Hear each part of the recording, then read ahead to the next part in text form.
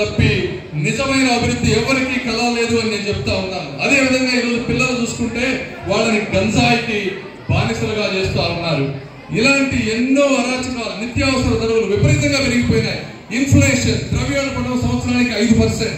అంటే 5 సంవత్సరాల్లో పెరగాల్సినటువంటి వస్తువుల ధరలు 25% అయితే ఈ రోజు ఎంత పెరిగినాయో మీరు అందరూ అర్థం చేసుకోవాలి.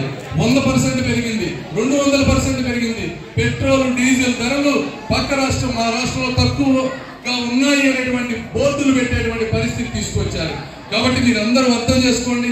ప్రతి ఒక్కరూ ఇంటింటికి తిరిగి ఇందులో వీరు ఇస్తున్నటువంటి సంక్షేమ పథకాలు అవి ఎక్కువ రోజులు వాళ్ళు ఇవ్వలేరు. ఎందుకంటే రాష్ట్రం అంతా అప్పులతో కూడుకొని ఉంది, రాష్ట్ర బడ్జెట్ తగ్గిపోతా ఉంది. కాబట్టి తెలుగుదేశం పార్టీ వచ్చిన వెంటనే అభివృద్ధి పథకాలకు వెళ్తుంది, ఆదాయం పెరుగుతుంది.